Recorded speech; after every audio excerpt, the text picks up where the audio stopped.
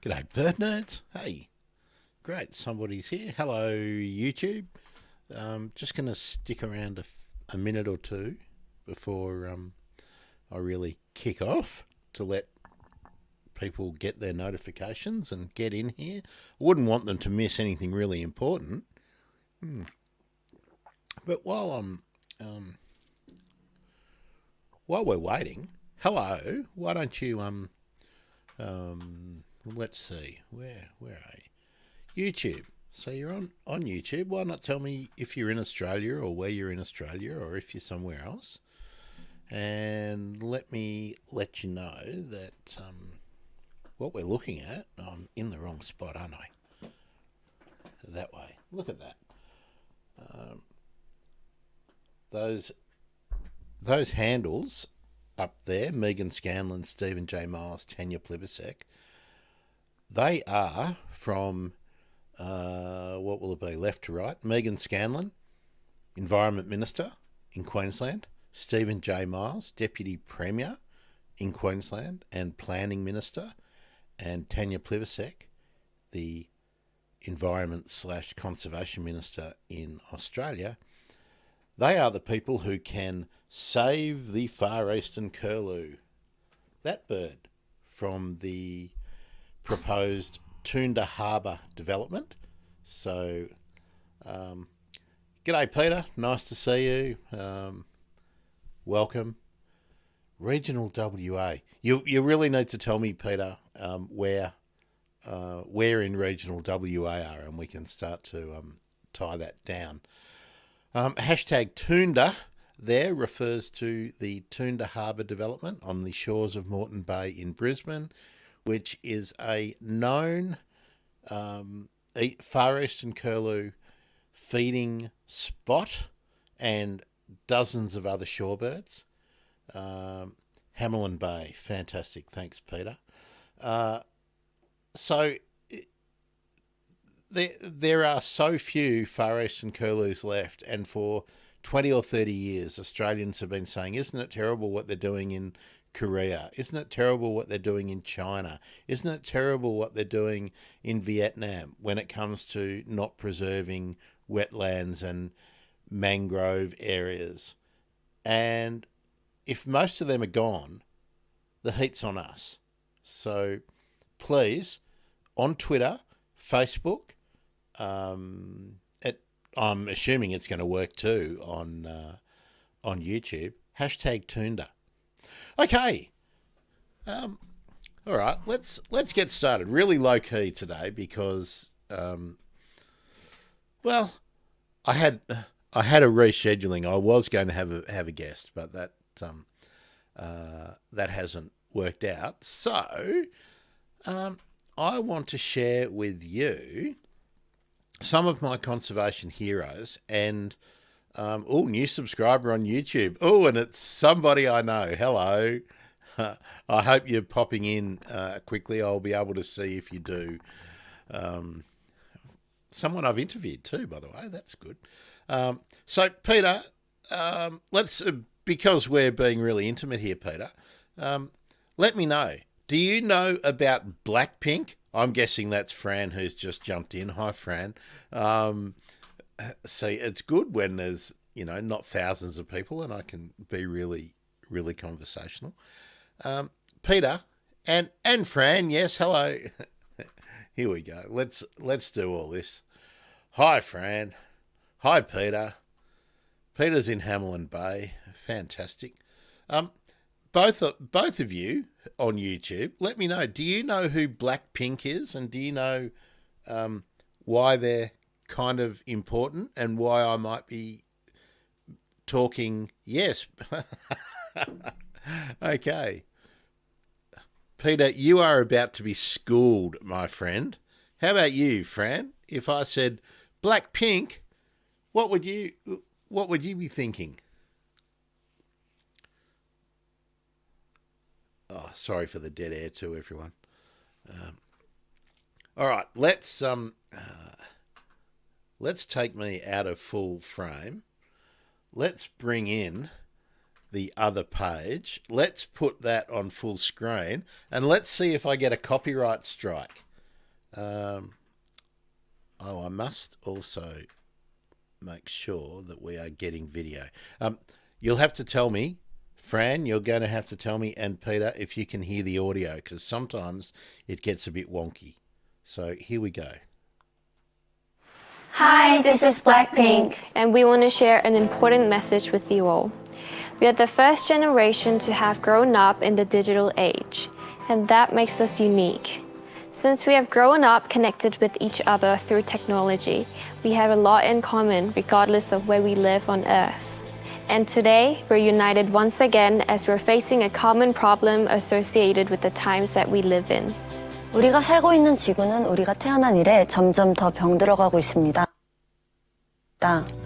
우리는 가장 밀접하게 연결된 세대이고 앞으로 지구에서 펼쳐질 상황을 마주하게 될 것이기에 이와 같은 환경 위기에 대해 더 잘 알고 있어야 합니다.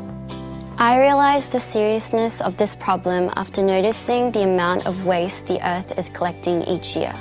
ลิซ่าตระหนักถึงปัญหานี้มากขึ้นหลังจากที่ได้รู้ว่ามลพิษทางอากาศเป็นอันตรายมากแค่ไหน 저 같은 경우 극지방의 빙하가 급격하게 녹는 모습을 보면서 경각심을 가지게 되었습니다. For me, it was hearing about the destruction of the Amazon. 기후변화는 분명히 일어나고 있습니다. 자연이 사라지고 있다는 사실을 우리 모두 알고 있습니다. โลกกำลังร้อนขึ้นอย่างรวดเร็วพื้นที่ป่าไม้กำลังหายไปอย่างรวดเร็วมหาสมุทรกำลังจะตายขยะสะสมมากขึ้นถ้าปล่อยให้สถานการณ์แบบนี้เกิดขึ้นต่อไปอีกไม่นานเราอาจจะไม่มีโลกใบนี้ให้รักษา 가까운 미래에 세대 교체가 이루어질 것입니다. 이는 지구를 돌보는 책임을 우리 세대가 맡게 된다는 것을 의미합니다. 우리는 더 나은, 더 평등한, 그리고 더 지속 가능한 세상을 만들기 위해 노력할 것입니다. 우리의 보살핌 속에 소중한 지구는 안전해질 것입니다. แต่ generation ของพวกเราห่างไกลจากคำว่าไร้พลัง Our voices are impossible to ignore So our generation has to come together. We must unite and work towards this collective goal of saving the Earth. Speaking as one, we must voice our thoughts on the current state of the Earth until we can take on that responsibility ourselves. Because the next critical moment is coming up very fast. This November, the leaders of the world will gather in Glasgow, UK at the Climate Change Conference, COP26. Let's let them know that they must take measures to halt climate change. We, you, I, Blackpink. Blinks, our generation Hundreds of millions of us. Those of us who will one day inherit this Earth will be watching what happens in Glasgow this November. let's step up together.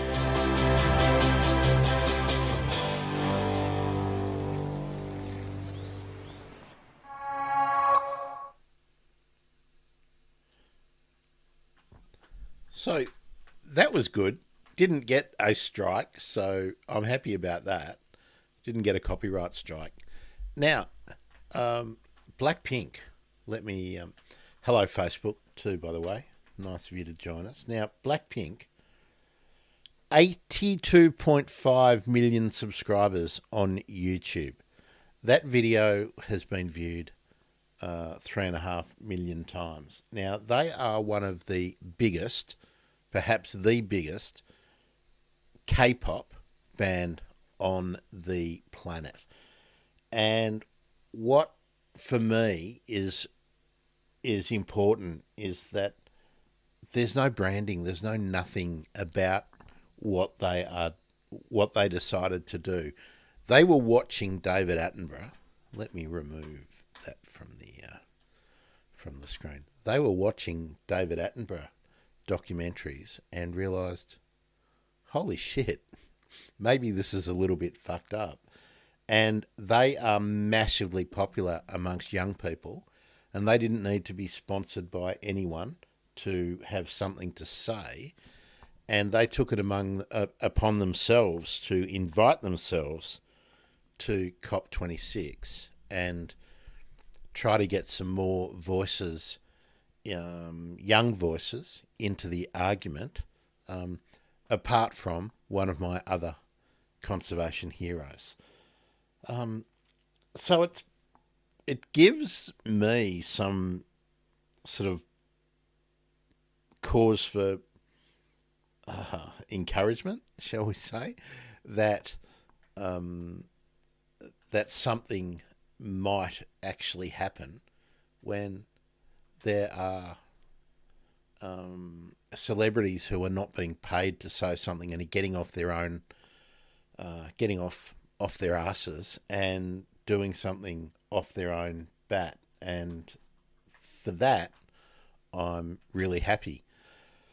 You know what K-pop is, I'm assuming, Pete and Fran, and the others too. Hello, I'm Grant. I'm a bird nerd, by the way. So I want to come back to what Blackpink actually decided to do, and how they sort of have led the way in showing what artists and celebrities can do. But yeah, there we are. Yes, BTS. But see, BTS have to do national service, right? So the same as we have to pay taxes, right? So good on them for doing that. That means they just don't go to jail. But Blackpink potentially cost themselves something by being so public about climate change, and that's why I put them in the hero category. Peter, I'm totally with you, but my guilty pleasure is J-pop. So, but we won't go there today. I rank Blackpink because of their potential to actually cost themselves money as being heroes, but also when they tour, they are massive. They're massive, and they made it a stipulation of everything they do is to be carbon neutral. Their merchandise,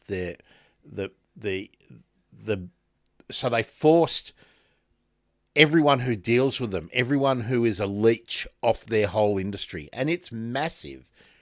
They said, we'll deal with you only if you are carbon neutral. And they were trying to make their live shows carbon positive. Now, how legitimate is that? Is it even possible these days? I'm not sure that it actually is, but the very fact that they're talking about it and that they were doing, I've got piles more videos, so we probably won't show them, but bringing this up on the BBC and in their interviews in everywhere, that was their focus of doing, almost a year's worth of media. So good on them. All right, who wants to have a guess at another one of my heroes? I'll do one of mine, and then I'll do one of the ones that was suggested to me. Anyone want to have a guess? Don't worry, I'll wait. We could play some more Blackpink while I wait.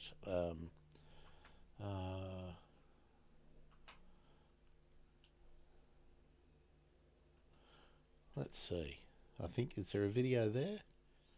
Here we are. This is a different one. Let's let me bring this one up. The Queen.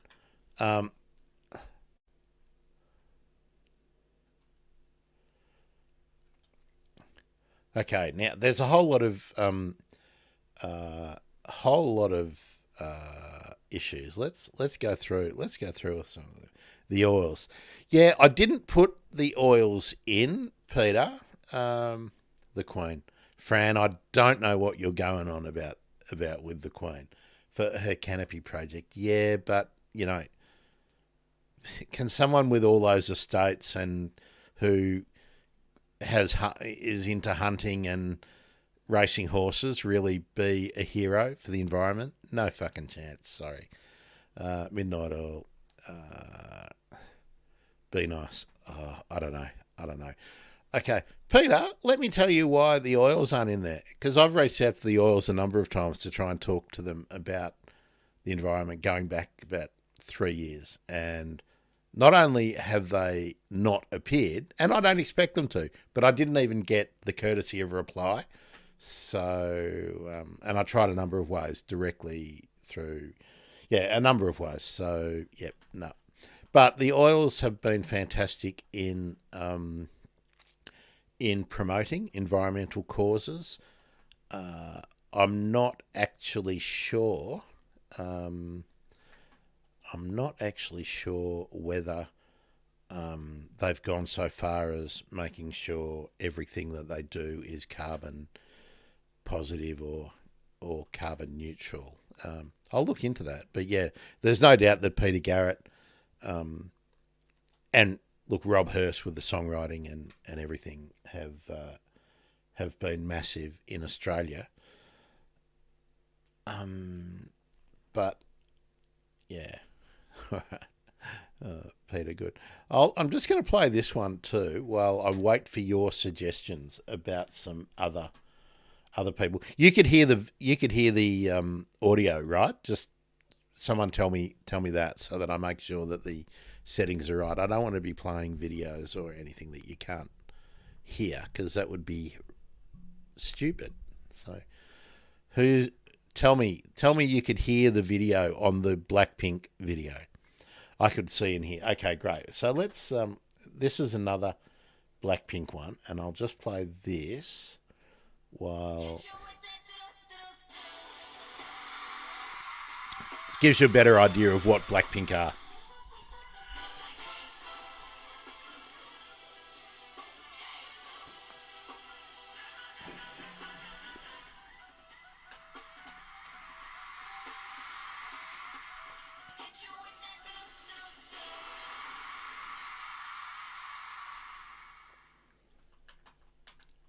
Hi, this is Blackpink.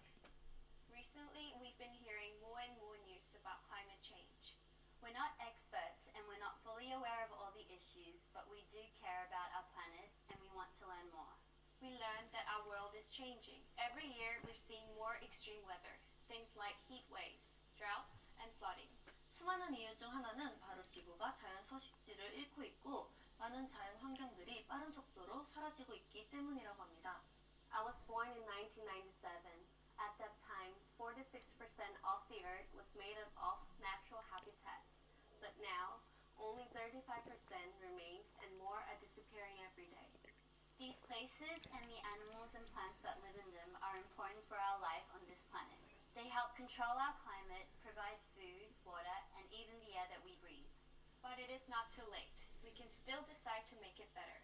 In November 2021, the UK will host the UN Climate Change Conference, also known as COP26, where world leaders come together to take the action to protect our environment. This is a global challenge. Each and every one of us could make a difference, and we need to act now. This is our planet. This is our future. Climate change affects us all. We still have so much more to learn about what's happening, what needs to happen, and how we can play our part. 저희의 여정에 동참해주세요. All right, I've got to go over here to stop the video. Okay, Peter, that was a really interesting thing that you popped up there. Am I sure this isn't greenwashing? No. But do you know what there wasn't in any of the endorsements I've seen, and there's piles of them? You know what there isn't? There's no attaching to anything that gives them a commercial advantage in doing it. There's no attaching to anything other than the climate change conference that they went to and they presented in. I know that they chose to not go to some venues that would be advantageous.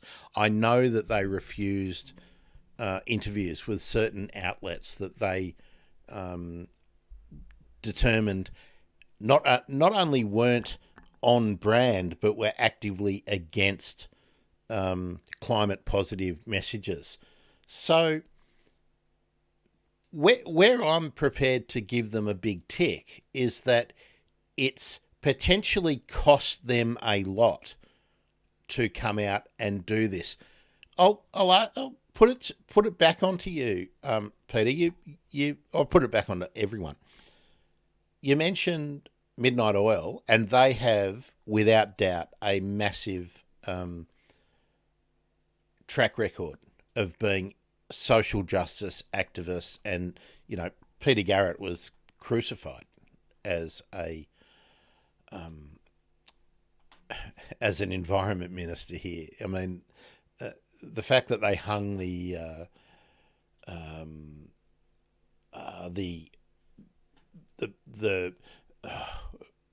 bullshit about the people being electrocuted and everything on him was massive, right? Peter, I think the very fact that they self-fund means that they do put money in. Actually, let's talk about that issue. Okay, let's talk about that issue.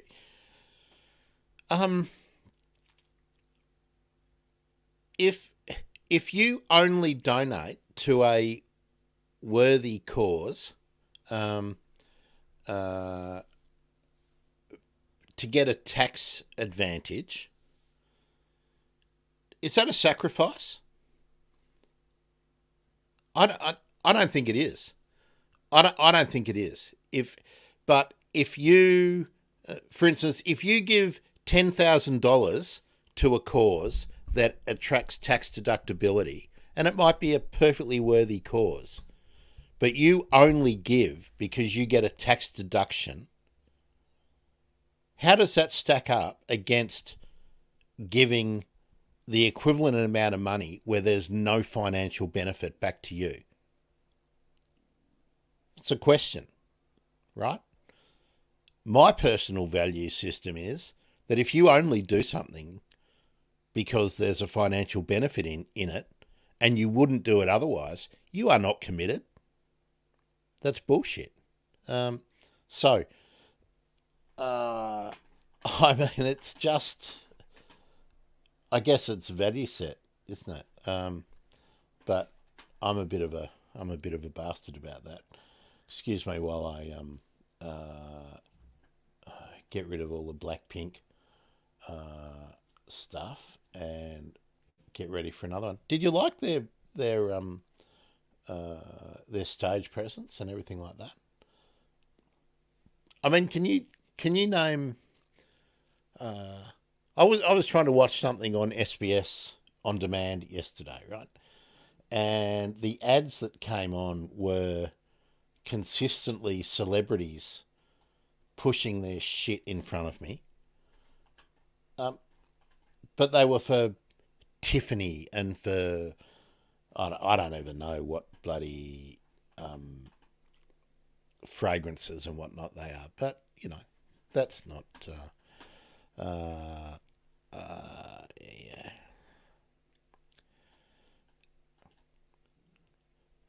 Okay. Good, Peter. That's true, but how does a small charity get to that stage? They pretty much can't, right? The cost is that it's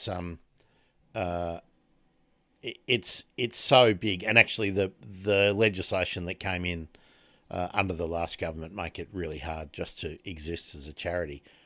But if you are worried about governance activities and everything, well, in most charities of regular size, only about 30 cents in every dollar that you give goes to the purpose that you want it to go to. So for me, that's a straw man argument. That's a straw man argument that protects charities that have turned themselves into businesses. Yes, and Peter, Fran knows a lot about this, as Fran operates a small charity. And for a charity Fran's size, I mean, her whole well-being, her financial well-being is under threat every day, right? I would hope people would be... there we are. So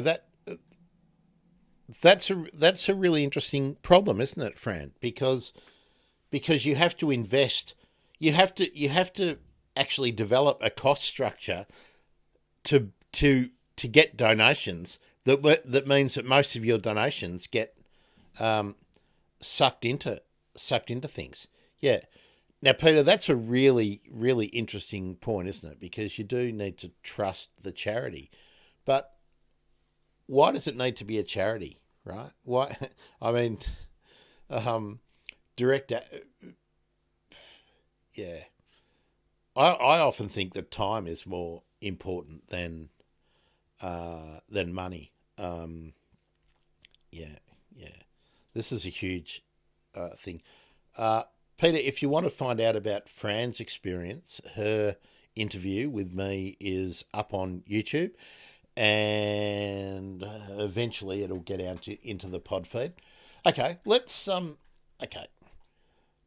We didn't really get yeah, here we go.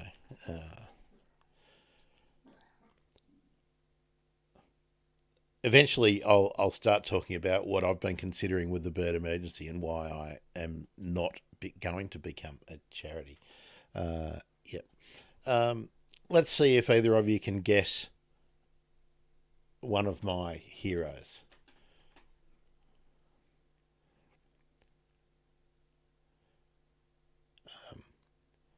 And actually, and let me clarify, I'm not throwing shade on charities. I'm just saying that is not, it's not necessarily the best model, and it's not the only model. The Air Bird Sanctuary. Okay, you'll have to tell me more about that one, Peter. That's not one I know. Boom. Anyone going to have another guess? Come on, Fran, you can have a guess. You probably know where my headspace is at. Who I would think would be a hero.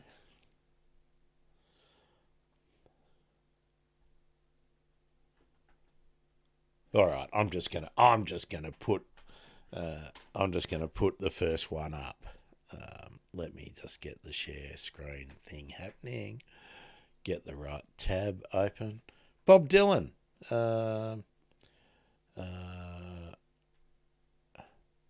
Dylan.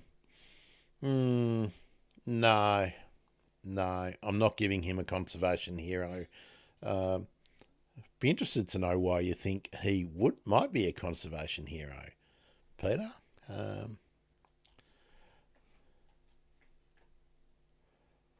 There's one of my conservation heroes. And the reason I've picked Greta is that she's just been willing to put her head up to get kicked. And of course, everybody's done that. Oh, all right. Fran, what the hell are you talking about? I don't even know what Gotcha has really done in terms of his environmental activism or anything, if any. I do like that one song, and I thought the video was really cool. Yeah, look, Greta Thunberg, and I'm glad you're on board. Wasn't that interview with Björk amazing? I don't think I can play that. I'll get a copyright strike if I play that. But she's raised all the issues that have to consistently be raised, and she's not afraid to call people out. And she's, the world is probably not a very safe place for her anymore. Okay, Fran, I'm gonna look into that because, Fran, do you know poaching in Africa is a huge problem? But what about hunting? Has he been vocal about that? Because to go vocal about hunting puts you up against,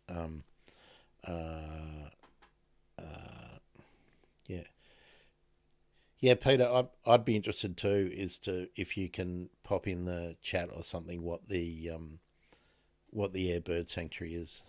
to save me looking it up and making the the thing jump around. Okay, so I'm going to take Greta out.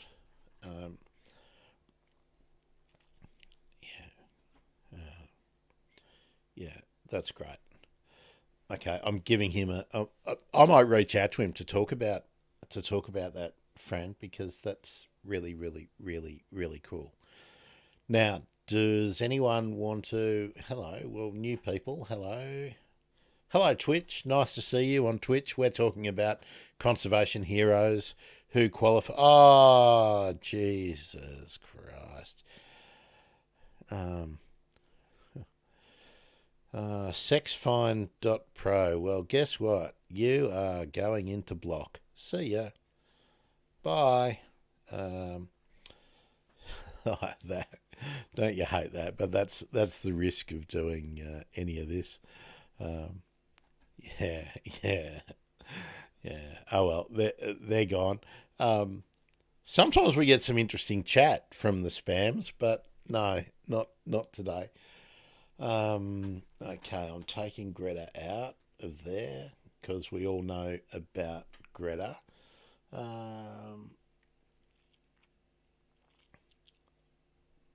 Okay, I'm going to put one of my someone who I actually interviewed, but I lost the. This is years ago, but I lost the interview on a crappy phone and everything ages ago. So I'm going back to speak to them, but I think this is the best page. Let's put this one up. Now I'm going to go through. Now the Beggar One Society. Now, Peter, Fran.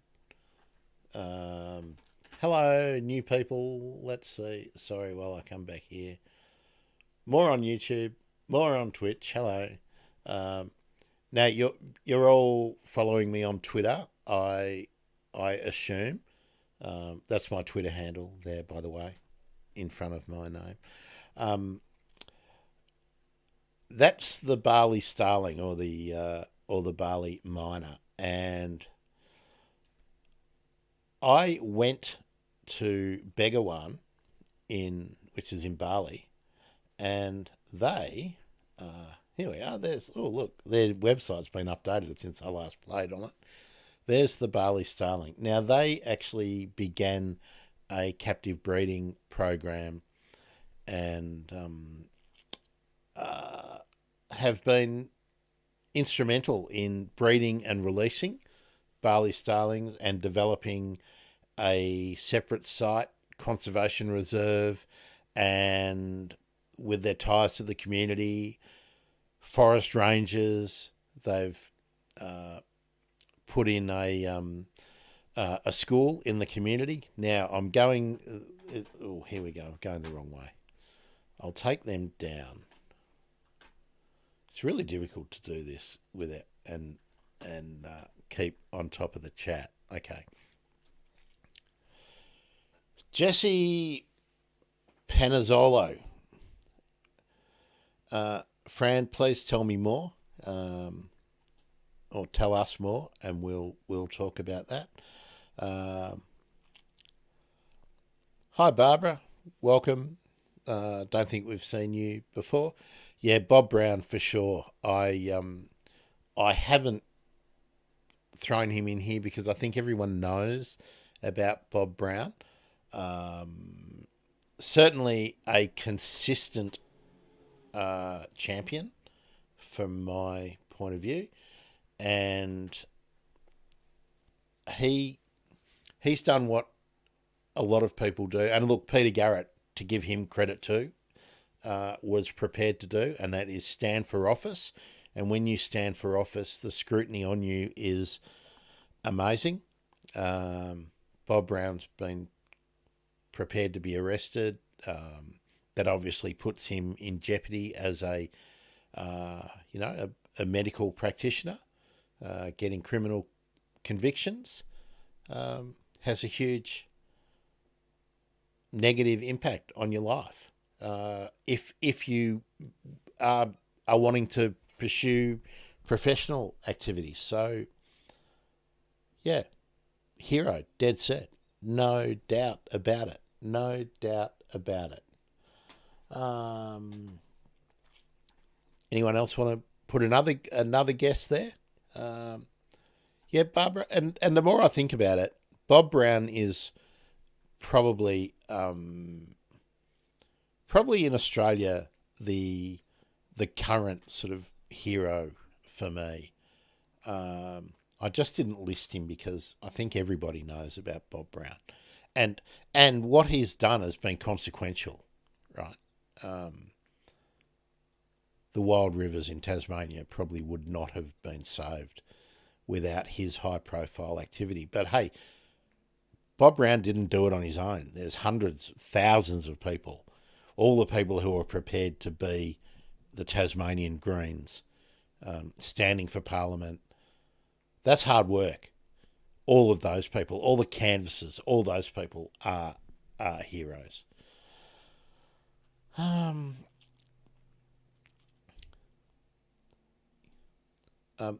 Fran, can you email me some links for Jess, and I'll certainly Jessie. Probably done the wrong thing by shortening her name, but how Aussie is that? Okay, here's a really good question. How do I feel about Costa? I love Costa. I love Costa.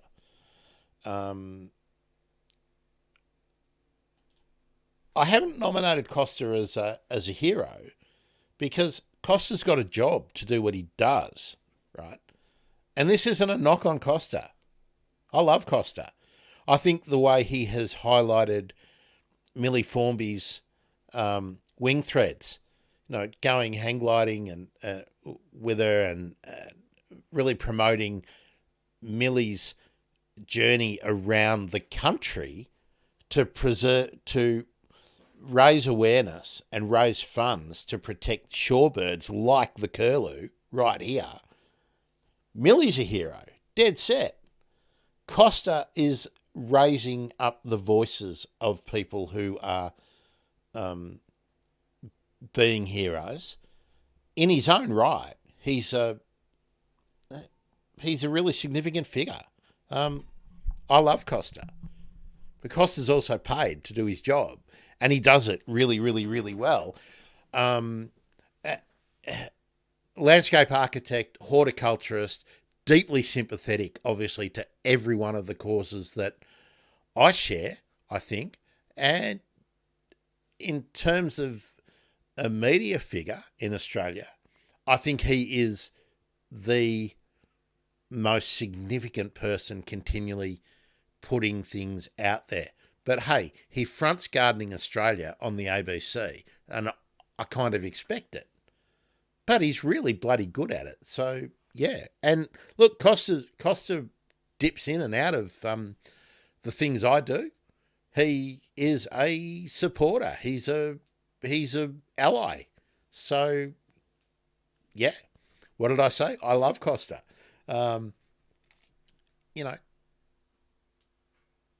We need more Costas. What frustrates me, and this isn't about Costa. I'm not frustrated at all about Costa.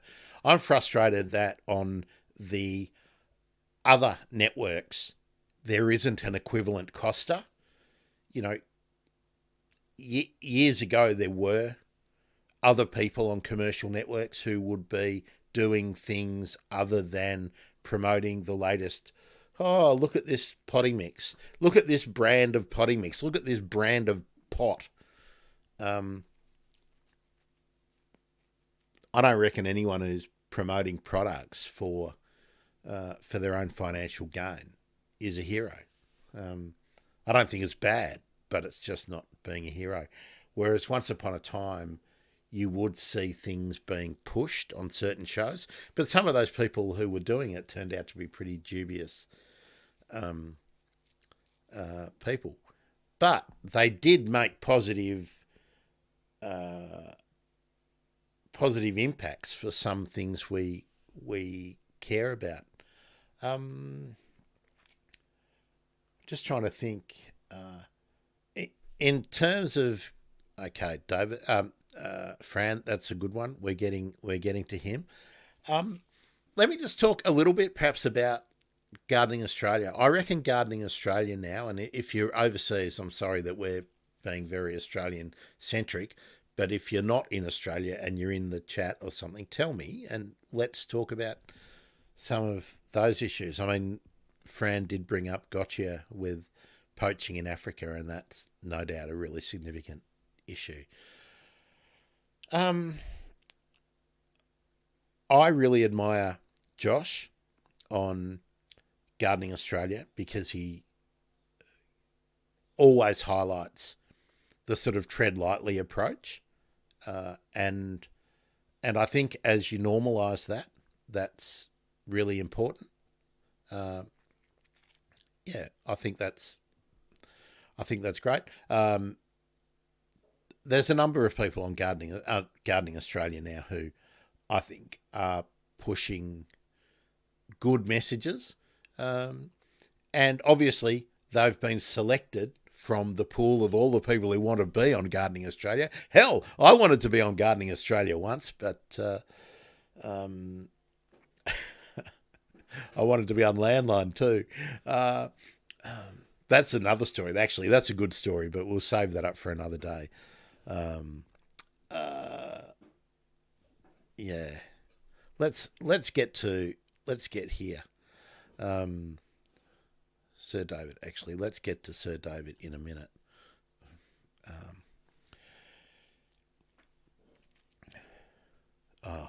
The block. Jesus, the block. Where do you start with that? Actually, I want to put this up again because I want to reiterate, I love Costa. I think what Costa has turned, well, and it's not only Costa, it's the whole production team and everything around Gardening Australia. I think Gardening Australia is a much better program than it was 10 years ago. So that's fantastic.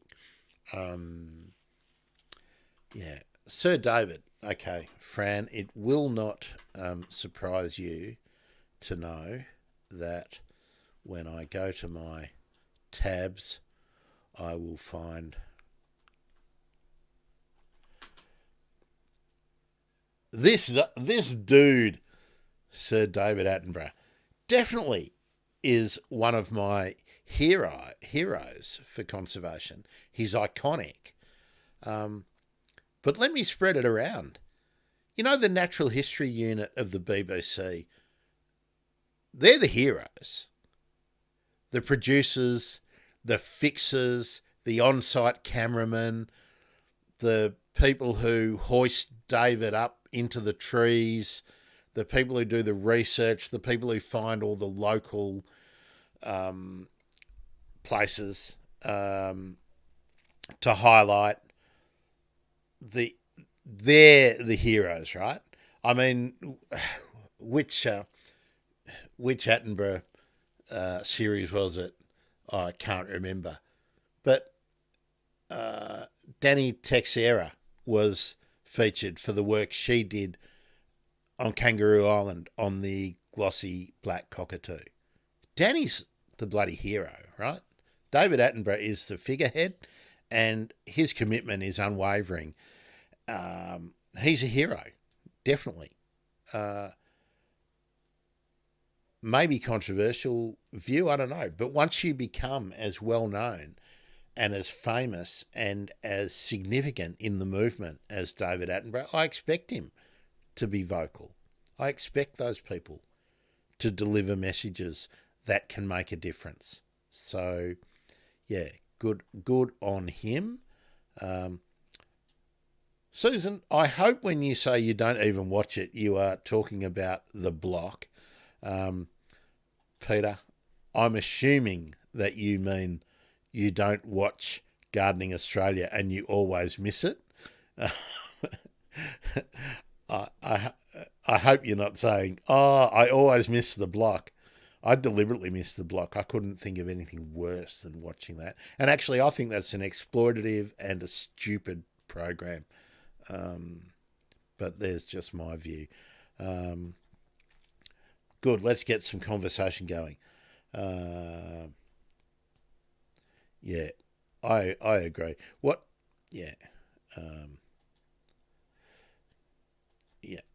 Yep. Okay. Fran, we're going to need more input from you. Now, Burning Man Festival, Burning Seed, Leave No Trace, and Matter Out of Place. I don't know how you actually run a mass festival and really leave no trace. Yeah, I used to go to festivals and whatnot. I would not now. I would not / do not. Because I don't think they're sustainable in any way. Yeah, but problematic. I'm not, and I'm probably being reactionary, Fran. Wow, Grad's reactionary. Grad says something without thinking it through. Imagine that.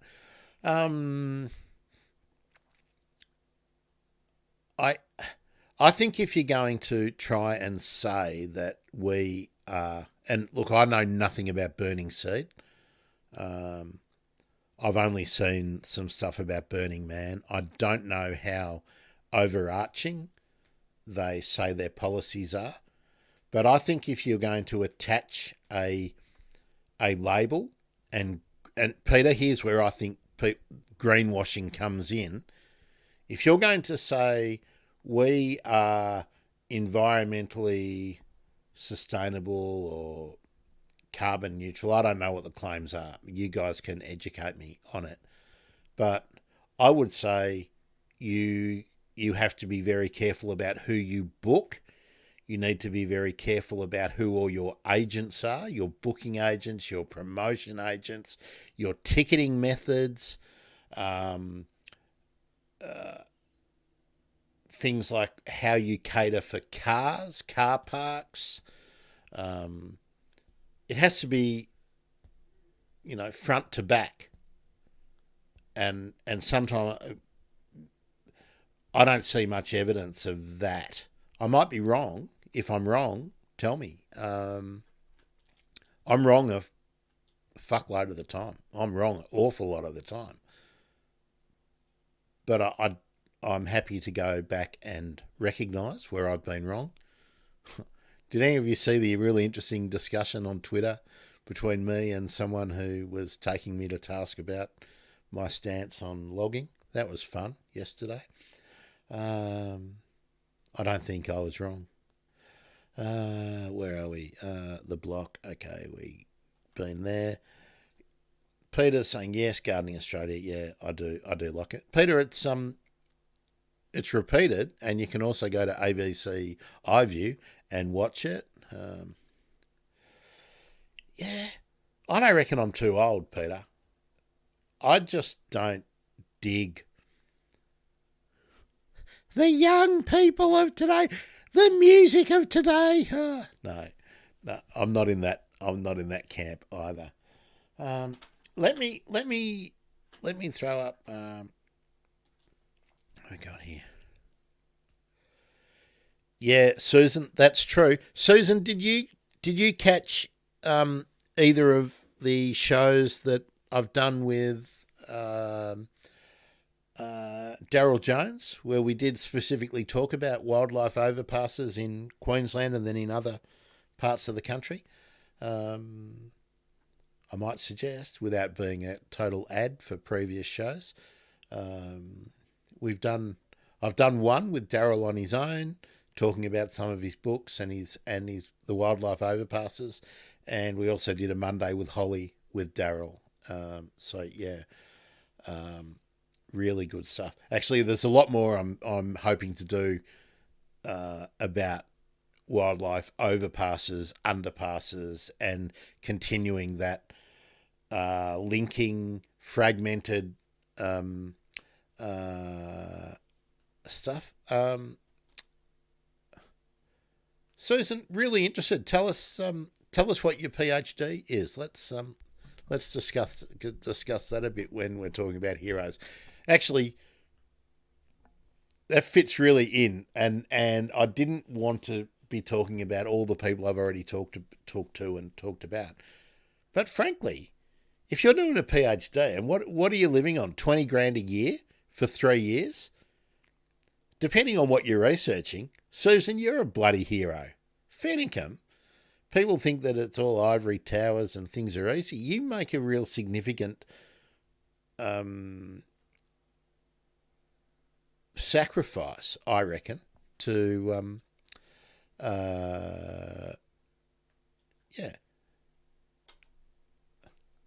scholarship. Yeah, but your scholarship, Susan, it doesn't mean that you are earning 80 grand a year and that you've got 2 new cars in the garage and that you have bought a flash unit in, I don't know where you are in which part of the country, but if you're in Brisbane, you haven't bought a nice unit in Red Hill. I'm guessing. Risk perception and climate change. Wow, super interesting. Let's go off track for a minute. When you talk about risk perception, Susan, and this is why I said you're a hero, right? This is why I said you're a hero, because you have to give up stuff to get stuff done. And that's where I reckon that's the low bar for being a hero. It's like all these people who get the Order of Australia and all that for doing their jobs. Fuck off. That's bullshit. It's the little old ladies who give up their time and make sandwiches and, go make coffees for the people who are doing, filling sandbags and all that. It's the people who give up their time, not the people who are paid to do it. That's like saying you're a fucking hero if you're selling Tattslotto tickets at the newsagent. Give me a fucking break. Excuse my French, but it makes me angry. That's where, Peter, all this greenwashing and whatnot that does happen. We're making heroes out of people who aren't the heroes, in my view, and all the real heroes get overlooked. Coastal risks, does that mean like the risks of inundation and flooding? Says, really interested. I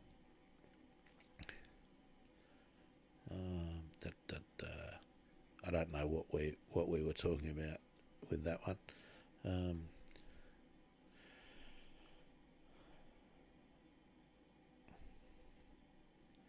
Okay, cool. We should talk, Susan. I reckon that's a really interesting thing. We're actually talking about this at my house today about consistency in the messaging about the flood levels and what does 2 meters mean on a sign.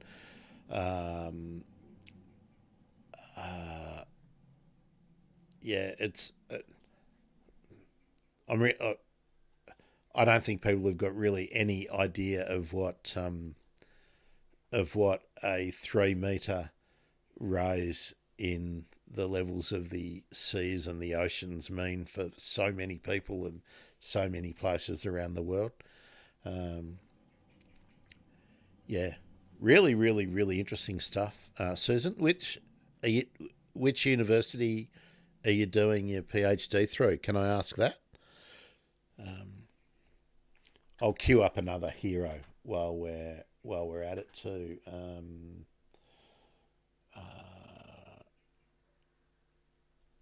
What have we got here?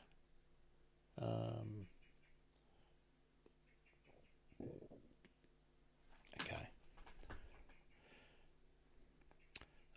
Deacon, are you in Ewan's group at Deakin, Susan, or are you in a different faculty?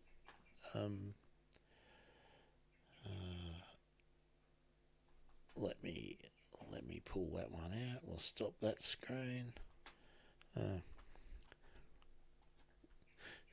That's one of the rules, Susan. Getting off track. We've got to do that. That's why it's a conversation, and that's why I love Mondays with Monday with Holly. Love my Mondays with Holly, but I'm increasingly liking the opportunity to just have a chat with myself and you guys. So that's good.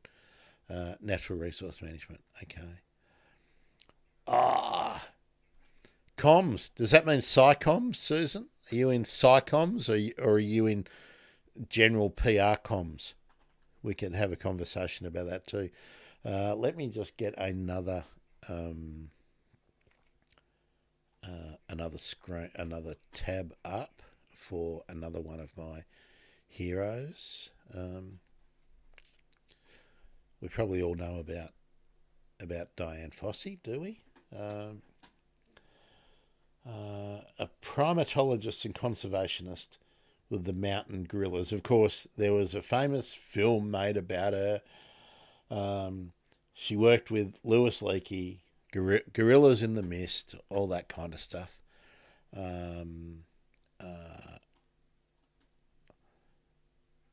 Why I have put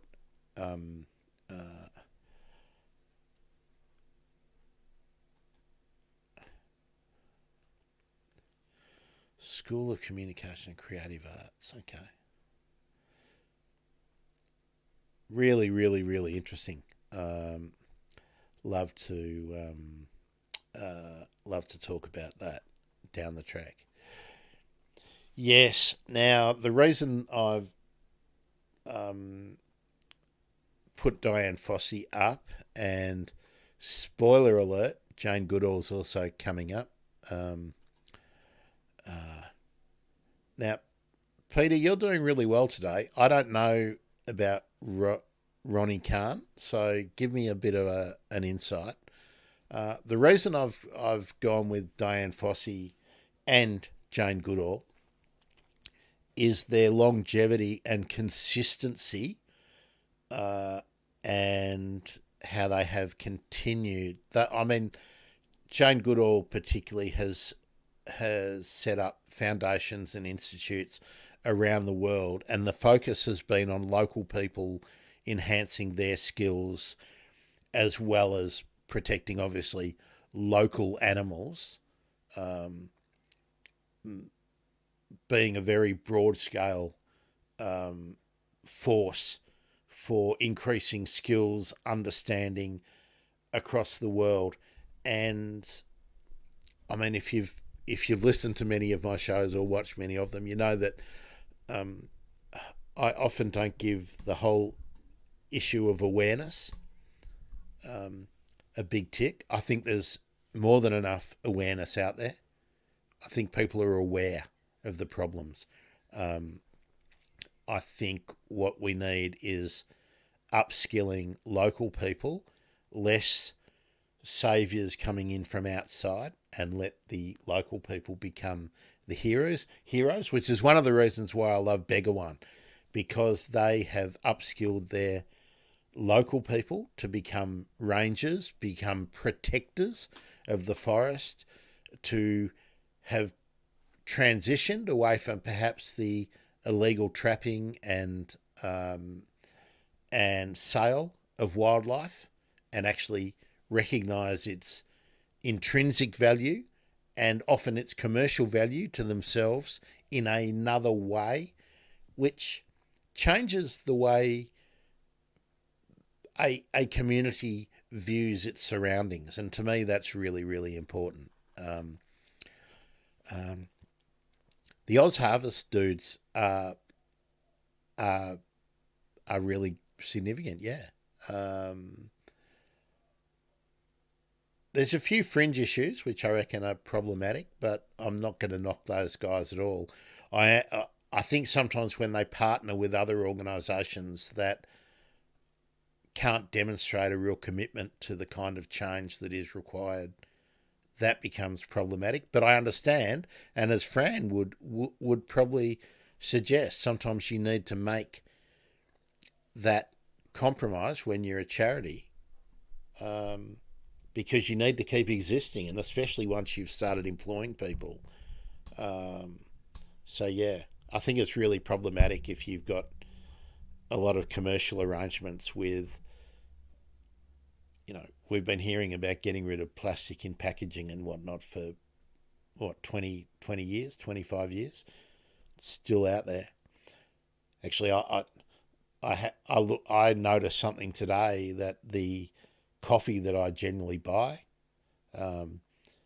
is shrink wrapped in some plastic, and I thought that was recyclable plastic, but as a closer reading of the label, it says that plastic is actually for the bin, so that coffee will no longer be being bought, even though it's my favourite. I'm just not, and what I will do,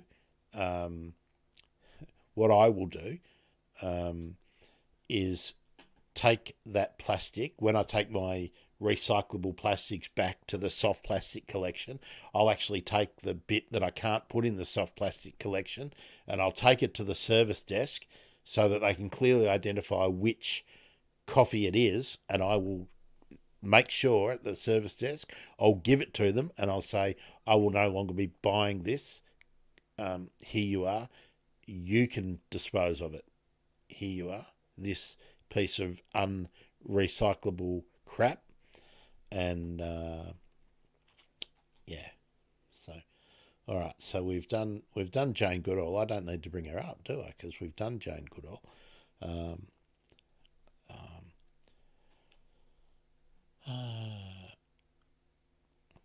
Actually, all right, let me throw it back to you guys again. To you guys, to you women, to you girls, to you fellas, everyone. Tell me what it is about Dian Fossey and Jane Goodall that you particularly admire. Let's have that conversation for a minute. I love their longevity and their commitment to the message. That's what I admire, and I also haven't seen Jane Goodall promoting skincare products which are environmentally friendly or any of that kind of crap. They've really carved it out, and I'm sure they could have enriched themselves by taking part in endorsements and whatnot. And look, I'm not against that if you do it consistently in a good way. I'm going to get another one up. I mentioned Begawan. Now this is a group that I've already interviewed, but I'm going to talk about them again. And here we are. Okay, Katala Foundation.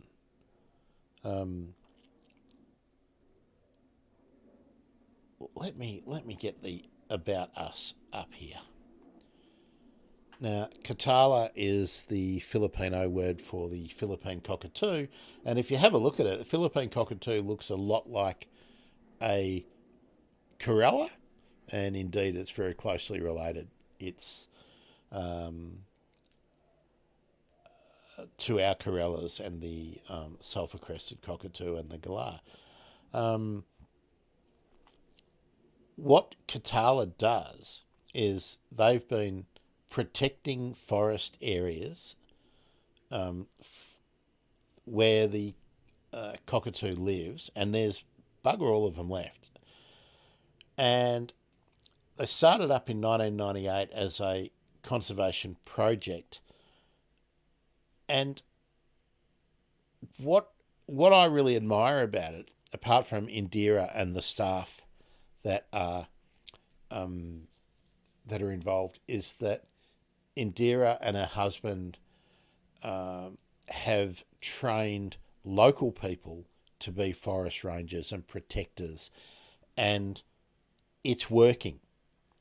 And not only are they protecting the bird, but they're protecting the habitat, and they've started seeing the forest as more than resources that they can exploit. So now it's a long way to go, but Katala has also now spread out to protect other animals, and there's a whole heap of them there.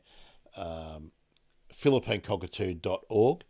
Go and look at it for yourself. But Indira and Peter are, I believe, heroes, and all of the people who work with them are heroes.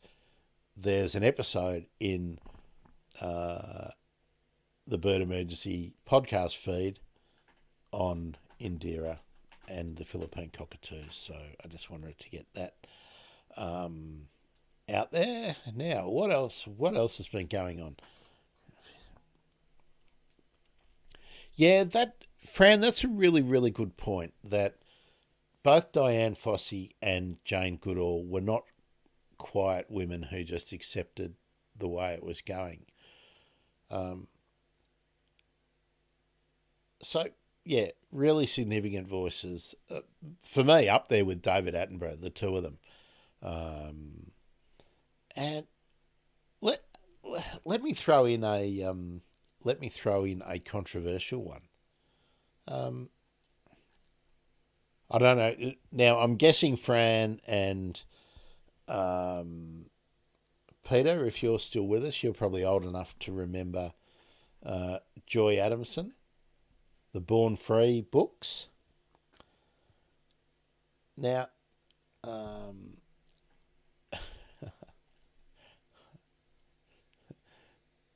that's nice. That's good to hear that they're there. Is it still raining up your way today, Fran? Yes, exactly. The Born Free trilogy: Born Free, Living Free, Forever Free. Now, Joy Adamson and her husband George had, I mean, judged by today's standards, really, really problematic attitudes to the people, the local people around them. They were colonialists, absolutely. I admire the work they put into understanding lions and promoting the plight of lions. So that's where I stand on them. Do I endorse everything they did and everything they stood for? No. But I recognise the contribution that they made. Born Free, Living Free, and the movies, and the TV spin-off series and all that stuff had a significant impact on me as a young, very young person, and becoming curious about ecosystems and animals and the issues of hunting and all that kind of stuff. So, yeah, and let's reinforce that. Like all those 1950s, white people in Africa, significantly problematic. But if we recognise that, and those things don't persist, I think the husbandry aspects of living with big cats and whatnot, and probably how Big Cat Diary and all those kind of things probably would never have happened without Joy and George Adamson. I don't know if we can say much else positive about them, but certainly that commitment to big cats, I think was significant. But they're not in my hero list. We ready for another one? We welcome... Hello, Facebook. Nice to see you here with us. Let us know where you're listening or watching from, and throw in, yes, Fran, this is a really good suggestion. Now, this is off tap. I didn't put David Bellamy or David Suzuki in, just simply for time. Great communicators. I would also, from an Australian perspective, I would put Harry Butler, the Leyland brothers, Bush Tuckerman, Les Hiddings in here as well. For that, because they were really, really, really good here. Barbara's other half. Hello, Barbara's other half. Opossum Bay. Opossum Bay. Give me more info about where Opossum Bay is, especially in relation to Bruny Island or the maybe the Hobart suburbs. Really keen to know where Opossum Bay is. Isn't it amazing that there are no opossums in Tasmania? But of course, we've got a place called Opossum Bay. Russell Coit. Yeah, actually, let's come back to Russell Coit. Your mum's a hero. Okay, tell me more about that. I want to know about that. Yeah, someone did have to say it. Someone did have to say Russell Coit. Okay, I'm going to bring up a suggestion from the Twitter audience, and someone that I am almost ashamed to say I didn't know about. I did know about the Hollow Log Homes, and Hollow Log Homes. Let's Alan and Stacey Franks had started up Hollow Log Homes in February 99. Now, if you're familiar with the show, you're going to know that I have done lots about artificial hollows, and I did not actually know that Hollow Log Homes was as big as it is. There's a workshop of people producing artificial hollows in Brisbane, on the Sunshine Coast, beg your pardon. They do a whole lot of services, but they do have these products that they make there. Birds. So they've got them targeted for tree creepers, small parrots, crimson rosellas, or dollar birds, or the roller, Australian roller, galahs, nightjars, pardalotes, kookaburras, cockatoos, large owls, barn owls, booble cows, wood ducks. So, and then of course, bats, gliders and possums, and look at that, the Antechinus and the phascogale. Bloody good. Now, I didn't know that. I was more familiar with Habisure, as a brand, but they were nominated. Alan Franks, Stacey Franks, by Dr. Nick. So thanks, Dr. Nick. Really good suggestion. And I'll be hunting up Alan and Stacey, and perhaps they can have something to say with me soon. So a few books. Armand and Michaelia Dennis, Leopard in My Lap. Okay. Let's all look that one up too. I'm going to be going with that. Okay, I'm going to now, as we remove that one and find another one, I'm going to give you one of my heroes.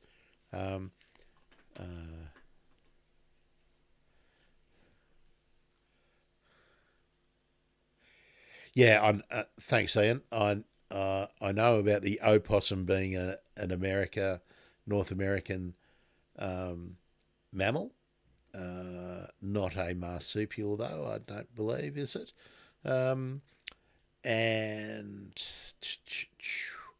But that was a boat. Tell us more about the boat. I'm not sure about. Don't know about the boat. Tell us more about that. Is it a particular boat or a class of boat, or is it a significant boat in Tasmanian history?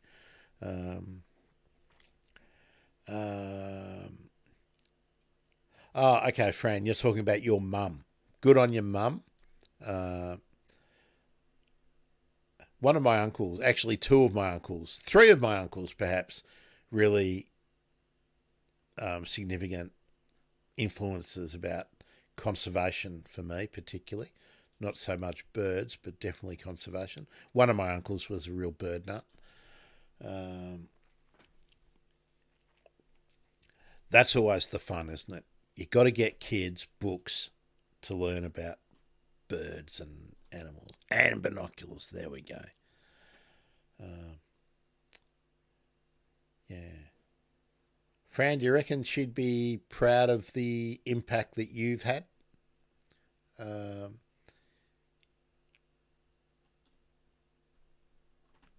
Be interested in your response to that. Okay, I'm going to put up. What have I got here?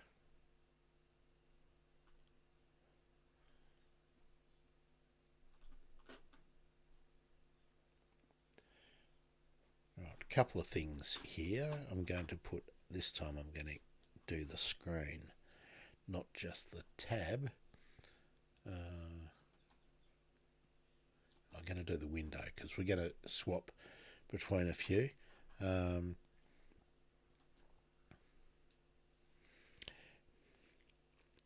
Well, Fran, I never met your mum, obviously, but I think if you're right that your mum would be your biggest supporter and she was a real, old school greenie and naturalist, well then I think you can safely say you've made a success of your life. That would be my thought.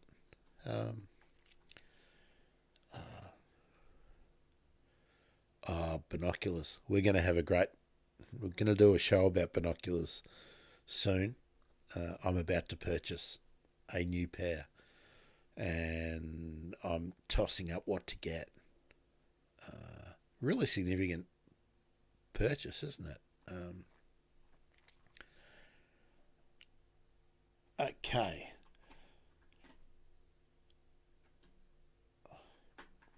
Anyone know about Vincent Saventi? Oh, actually, while we're up here, I'm going to look for.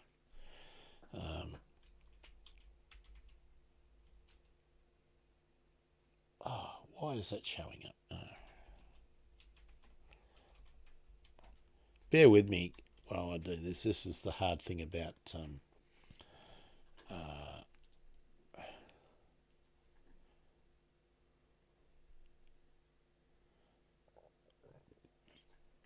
let's put this up.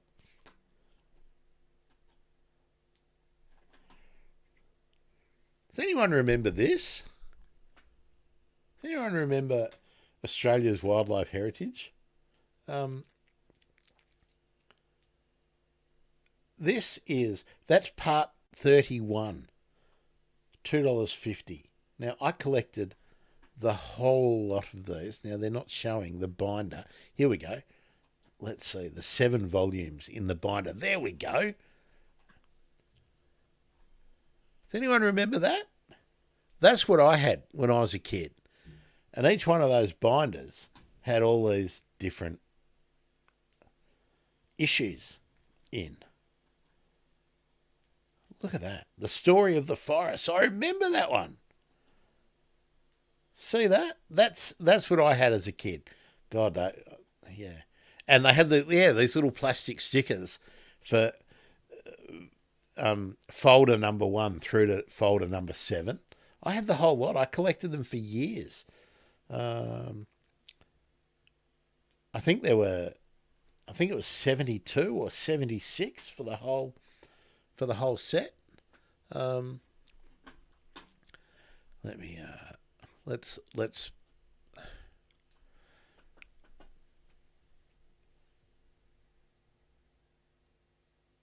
Oh, that's great. Local history stuff. That's cool.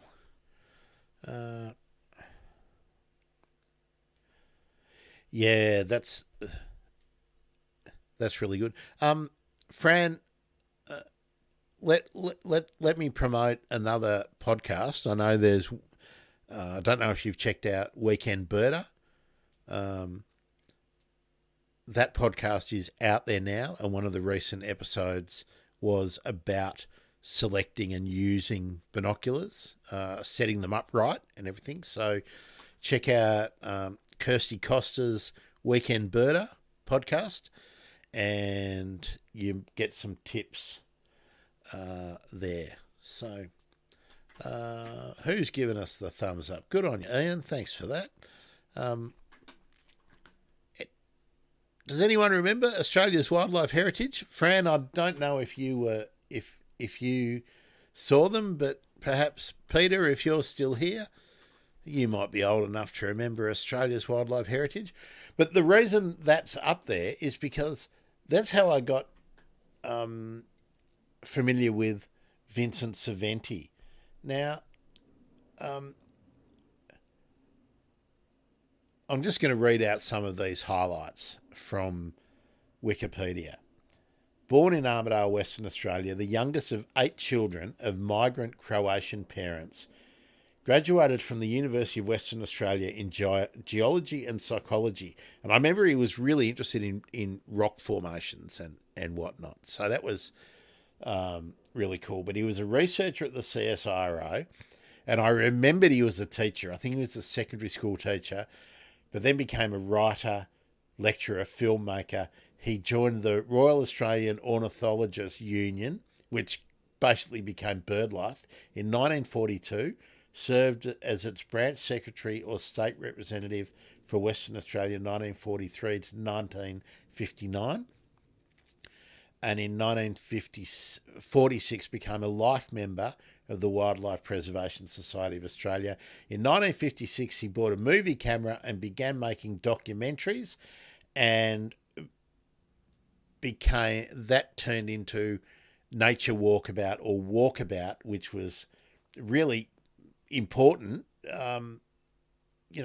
Before I was, cognizant of wildlife stuff. I was a year old when he began that program. 1974, he got the Australian Natural History Medallion. In 1976, was appointed a Order of Australia. And a visionary, he put out a book in 1966 called A Continent in Danger. He was already seeing the problems back then.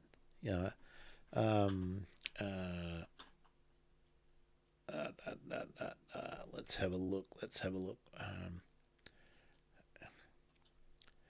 What have we got here? PG tips. Were they the bird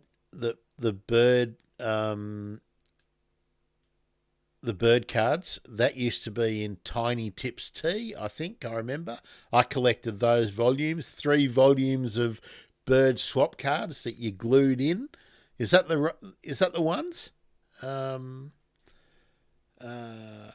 remember those.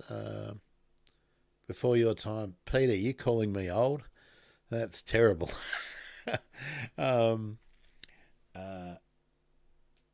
PG Tips. I want to know more about PG Tips. So look, yeah, Vincent Saventi, definitely one of my heroes, because what he produced really influenced me. I just have a look at some of the other things. Dryandra, the story of an Australian forest, 1970. The Handbook of Australian Seabirds, 1971, written with Dominic Saventi and John Warham. Australia's World Heritage Sites, 1985. The Desert Sea, The Miracle of Lake Eyre in Flood, 1985. Flight of the Shearwater. Now, that's one that I've been trying to track down. Kangaroo Press, 1996. An Australian Life.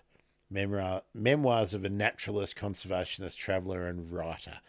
That's where I became familiar with what a naturalist was. Vincent Saventi. So, yeah, he's definitely one of my heroes. What have we got here, friend? Okay. They're different. That's different to the ones I knew about, PG Tips. They were all birds in the ones that I had. Unfortunately, I don't have any of my childhood stuff anymore, so... when Vincent Saventi died, Bob Brown moved in the Senate that he note, when was this? 2007. Thursday, 20th of September 2007. Bob Brown moved. He notes the death of Australia's grand old man of the environment, Mr. Vincent Saventi. He lived to 91. Expresses its condolences to Mr. Saventi's wife, Carol, the family and friend, and celebrates Mr. Saventi's life and achievements from the early successes in saving the Dryandra forest in Western Australia. So if you're familiar with the Dryandra forest in Perth or in Western Australia, thank him. And his role in helping save the Great Barrier Reef, yes, he was a tireless campaigner for the Barrier Reef. Ongoing efforts to establish 10 Green Commandments, the Global Bill of Rights for the Environment, and recognises Mr. Saventi as a bushman, educator, author, filmmaker, President of Honour of the Wildlife Preservation Society of Australia, and made a remarkable contribution to Australia's environmental well-being. And absolutely, just some of the books that he put out there. A Continent in Danger, 1970. So, yeah. Fantastic, hey? Fantastic.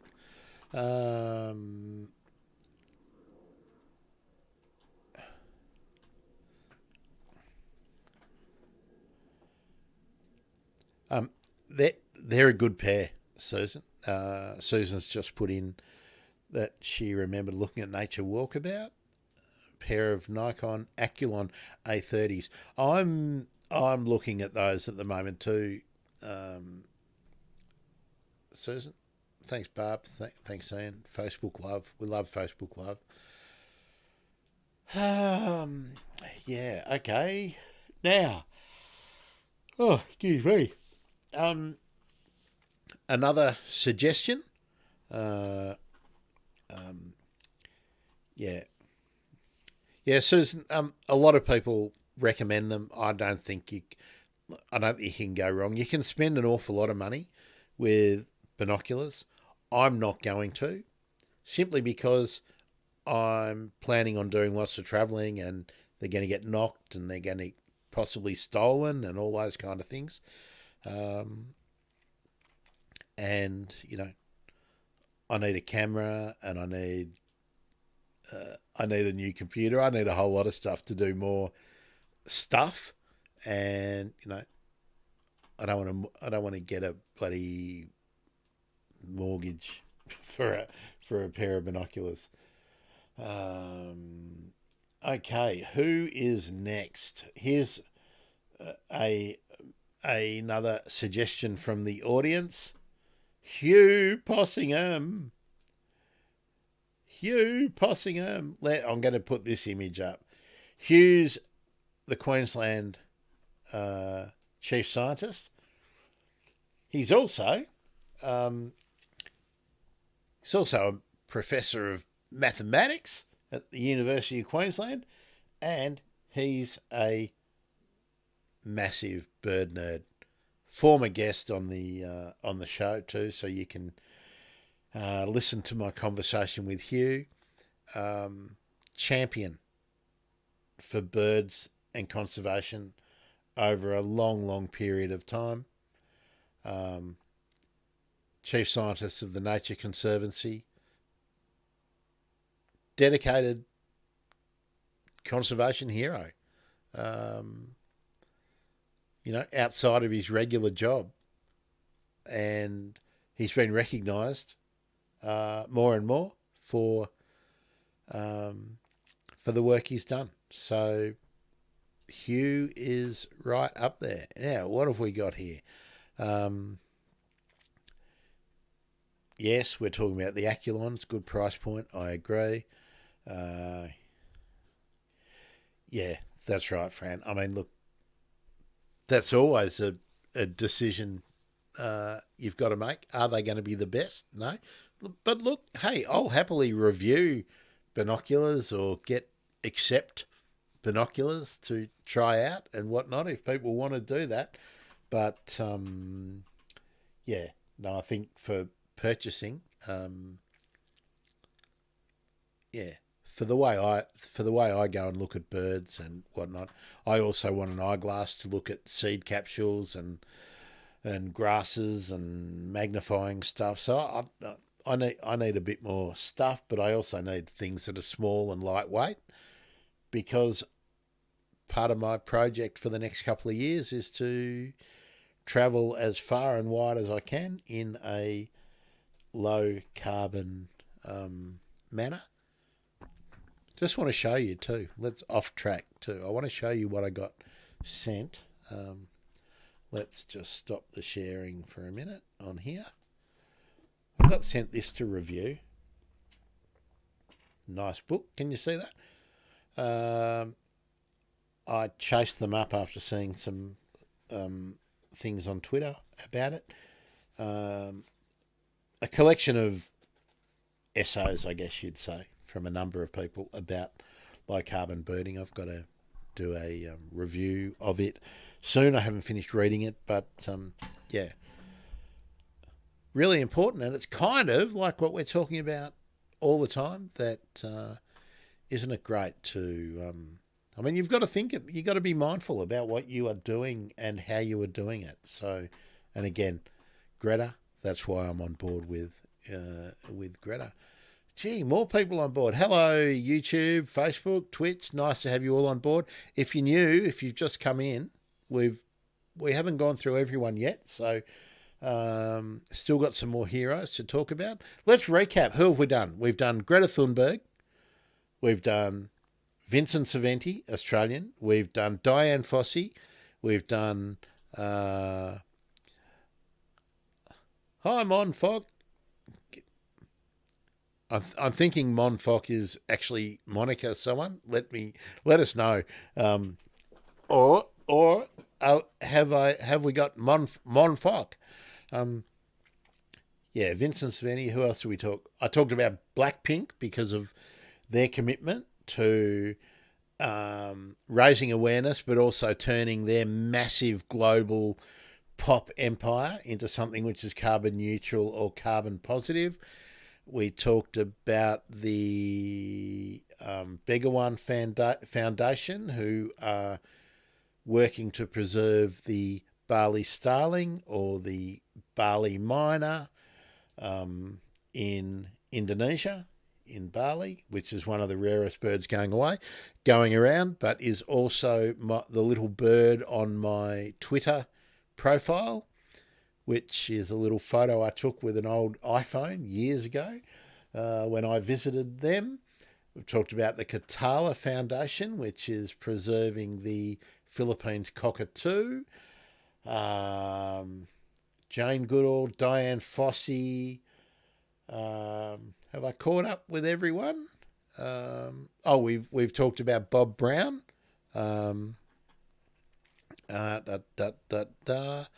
Let's see. Practical and inexpensive, yes. Fran, have I seen The Big Year? Yes, I have. And I have also read Sean Dooley's book, of course, about doing a big year. I'm also hoping to speak with Bruce Robertson about his big year. I am... I'm slightly conflicted about the whole big year thing. Not because I don't think it's a good idea to do, but this is a personal thing. I would struggle with the idea of flying around the country or flying around the world to see birds and professing to be interested in conservation and climate change while you are doing that. Fran, does Australia have an equivalent? I would suggest that the first thing you do is get on your Twitter and follow at Twitchathon. And there's also Twitchathon in New South Wales about to happen, I think, next week. But start with Sean Dooley at BirdLife. Dig into his backstory. Fran, I'm thinking, would it be a good idea for me to do perhaps a Monday with Grant on a day when I don't have Holly? Would you like me to talk about Twitchathons, big years, and maybe track down one of the participants? Susan, I can tell you, yes, it is a documentary of sorts following some people doing a big year. And look, it's a good watch. It's a good watch. A few years ago, I was definitely wanting to do a big year, but I struggle with the whole idea that you would fly different places to do a big year.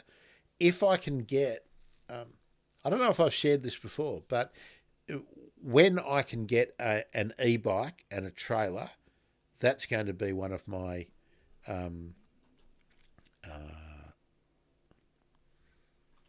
oh, great. Okay, Fran. Oh, good. I didn't realise that, Fran. Well, yeah. Well, Mondays, I'm always doing something on a Monday at midday, either me or every second week, roughly, with Holly. So you midday Monday, always Australian Eastern Time. There's going to be different times and whatnot, but that's the sort of regular live stream we're going to always be sticking with. So you can always know where to find us. Yeah, so we'll examine the whole big year thing. I mean, it's a really big thing for Twitchers and records, and it's competitive and all that. But over time, I've become less interested in that whole competitive thing. I'm more interested in what people get out of bird watching and what birds and what the environment and everything can get out of people bird watching. And when I think about bird tourism, and Tour Guide Thursday is going to be coming back very, very soon, focusing on people doing tourism based around birds and nature, but it needs to be in a way that is positive for the local people, for the birds that are being chased, for want of a better term, because that's indeed what's happening. Yeah. Oh, actually, let me. I've got to bring up too. This week is the final week of Bird of the Year in New Zealand. Let me find the. Here we are. Okay, let me get this one shared. Stop sharing. Let me go back to here and find the right one. I'll just put this up too. Where are we? Chrome tab. Let's get the Bird of the Year. So New Zealand Bird of the Year. Here we go. You can see that, yeah.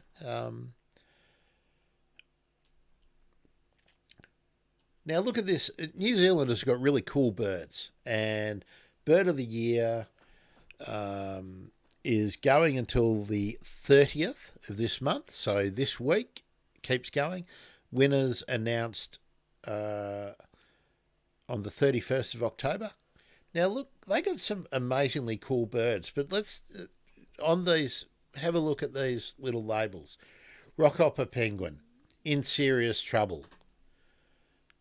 Black-fronted tern, or Pteropyrahi, in serious trouble. The royal spoonbill, in some trouble. New Zealand dabchick, or little grebe, in some trouble. The grey duck, which is New Zealand's, black duck complex representative, in serious trouble. Over here, Stitchberg, the high, in serious trouble. Subantarctic snipe, in some trouble. Banded dotterel, in serious trouble. Australasian crested grebe, in serious trouble. New Zealand falcon, in some trouble. Red knot, serious trouble. The hoi-ho, yellow-eyed penguin, in serious trouble. The pipit, in some trouble. The tieke, saddleback, in some trouble. The rock wren, here, serious trouble. The white heron, serious trouble. Kakariki, some trouble. Right. Hutton shearwater, serious trouble. Antipodean albatross, serious trouble. Are we getting the point yet? The long-tailed cuckoo, in some trouble. Brown kiwi, serious trouble. Oh, the blue duck, another endemic, serious trouble. Takahe, serious trouble. Oh, the wrybill, serious trouble. Oh, boy. So, anyway, Bird of the Year. You can vote for Bird of the Year. How voting works. Rank your top 5. How do you do it? How do we do it?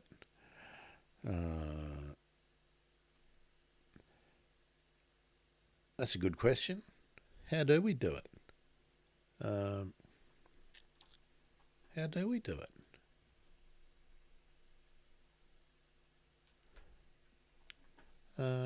Done it now. How do we do it? Meet the contenders. Here we are. Search for a bird. It's probably right down the bottom here, is it? Show votes. I haven't done any votes. Do I have to click on a bird to vote? Which one should I pick? I wanted to go the Cook's petrel.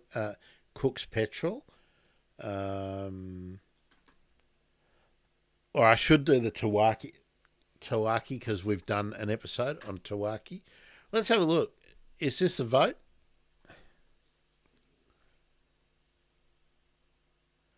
Oh, here we go. Vote for me. Okay.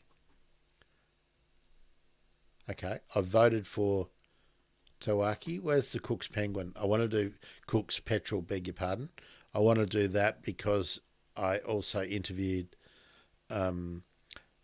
Ariel about the Cook's petrel. Now, where are we? Cookie, Bird of the Year. Where are we? Keep coming. Hutton shearwater. Cook's petrel. All right. In some trouble. I've got to vote for the cookie. Waiting. Oh, don't tell me. What's going on?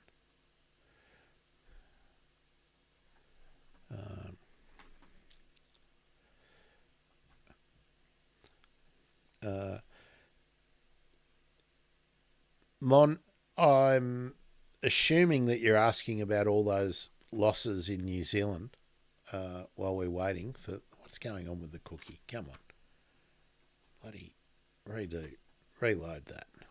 Cook's petrel. yeah, habitat loss is a significant part of it. Let's vote for that. We've done that.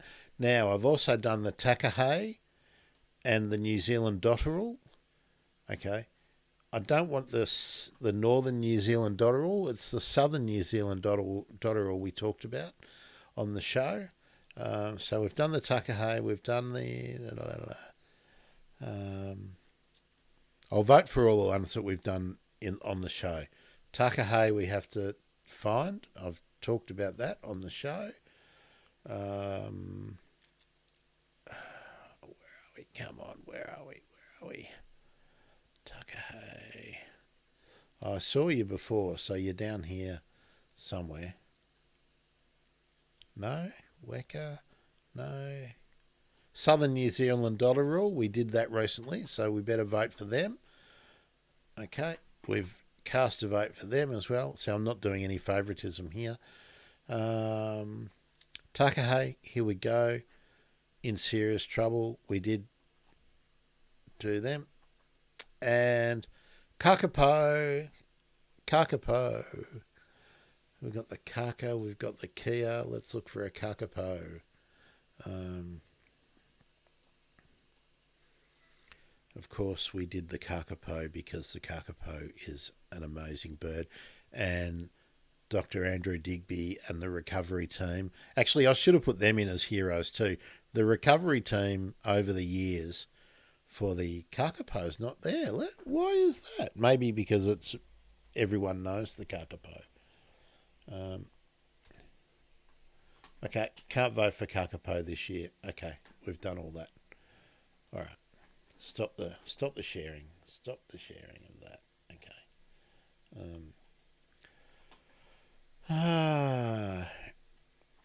Yeah, so Mon, coming back to your question, in New Zealand, habitat loss is a major issue, but the other issue that they have in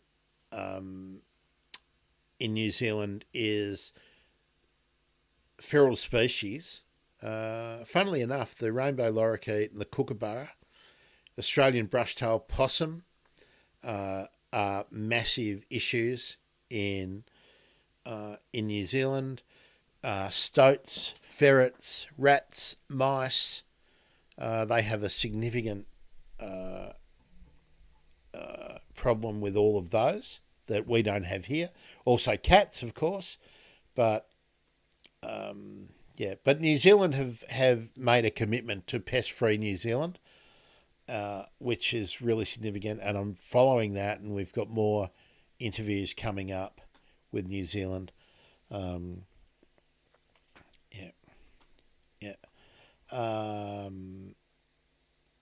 Susan, have a listen to my Kakapo, Takahe, Tawaki episodes. You'll find out just in conversation a lot about what's going on there.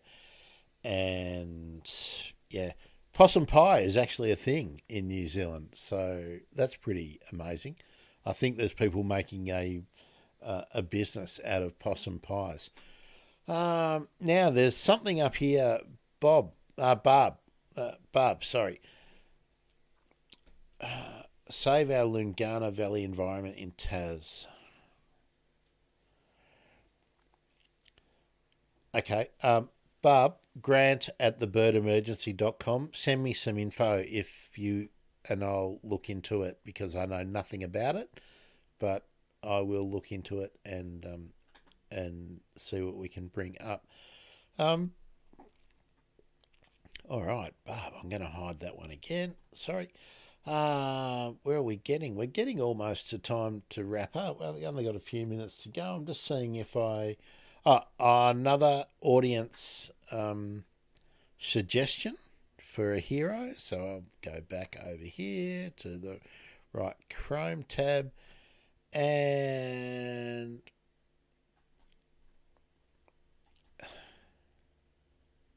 now I don't know much about Geoff Lawton, but Geoff's a world-renowned permaculture consultant.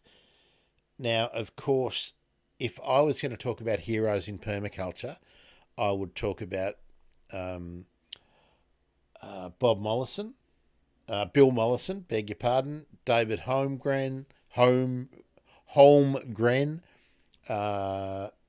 based around Daylesford.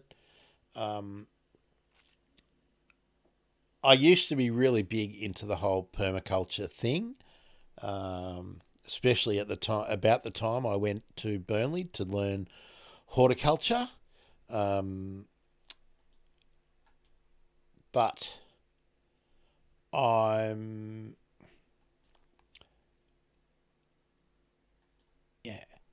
admire the commitment to horticulture that people have, to permaculture that people have. I'm really interested in the integrated nature of permaculture, the pest management. I would like to see more focus on indigenous plants and the utility of indigenous plants where possible. Now, I don't know anything about Geoff Lawton. I've got him up because it was a suggestion, I'm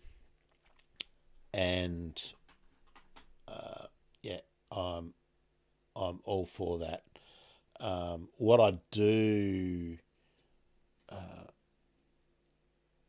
so I can't really talk about Geoff individually, but I was very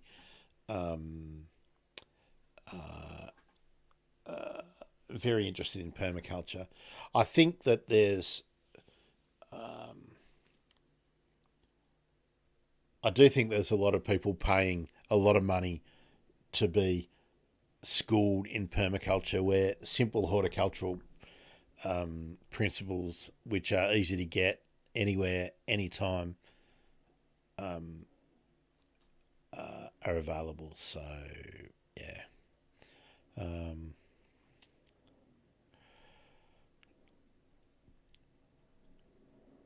just checking out these comments.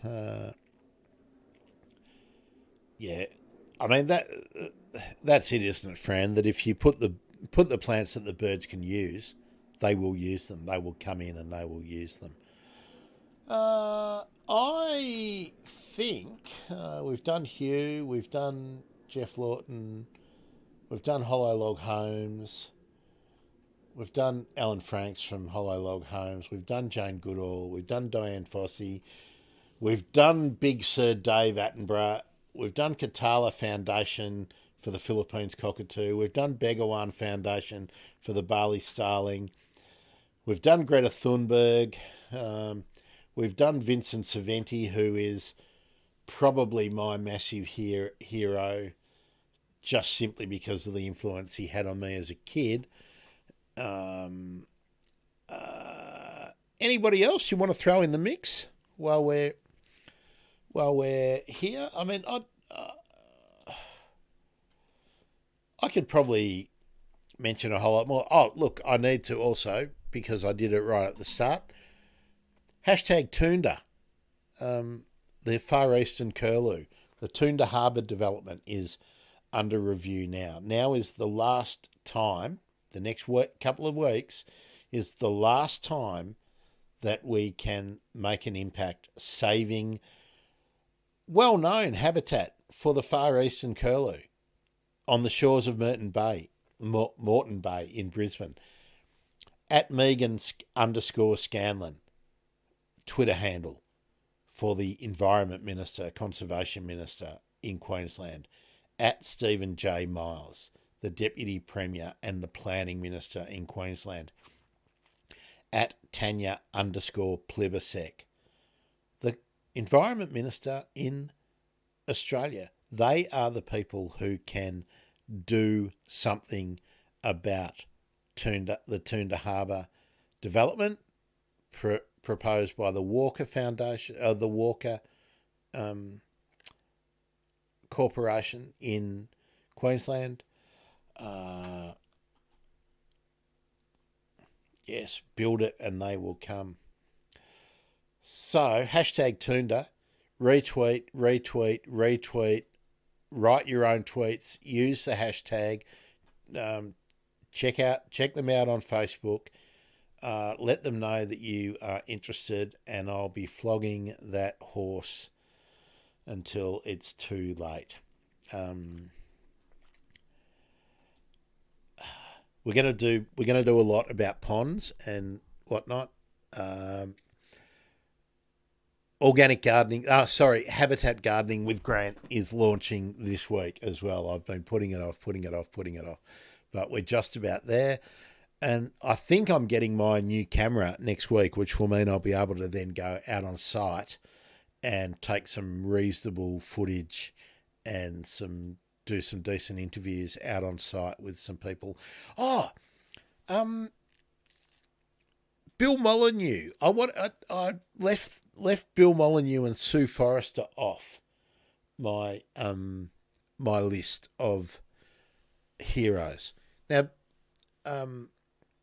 Bill Molyneux and Sue Forrester started Austraflora Nurseries. Now, if anyone's been out buying native plants, you'll notice Austraflora on a lot of cultivars and selections, which are really good horticultural specimens, horticultural varieties. They've been really significant. Roger Elliott, John Wrigley, Murray Fagg, Gwen Elliott, whole lot of David Jones, a whole lot of people in horticulture that I reckon are heroes as well. I should probably Michael Looker, one of my really significant lecturers at Burnley when I went through there. John Patrick as well. John Patrick really influenced my ideas about design.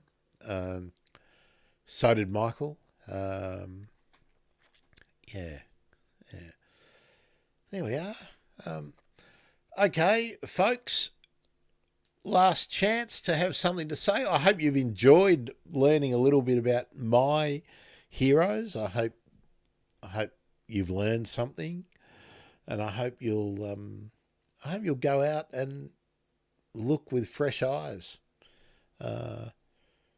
Appreciate your comments too, Peter, from earlier on, if you're still with us, about greenwashing. Greenwashing is a massive thing, so be skeptical whenever you are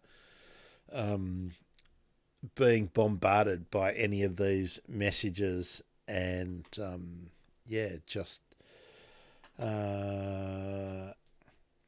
thanks, Peter. Too kind. I really enjoy speaking with all of you. John Sherwood, no, I haven't. Susan, Grant at thebirdemergency.com. Tell me about him, and let's get into it. I think it's been really good. Good to see some new contributors. Really happy about that. I love it when we get new people joining the show, joining the gang. What have we got here? Susan, nice to meet you. I'm glad you're in here. Mon, yeah. And look, everything sits on thebirdemergency.com/live. And of course, they're in the YouTube archive. So it's always there. And we try and recut them and use them whenever I can. Virtue signaling, yes, Fran, let's always be on the lookout for all of that. We're going to run up against my 2-hour limit, which I'm getting rid of from now on. So be able to do bloody never-ending streams as of next week, I think. So I look forward to seeing you all again. Thanks, Fran, for being with us. Thanks, everyone. Peter, Mon, Susan, nice to meet you. I'm Grant. I'm a bird nerd. See you later. Have a great day, bird nerds.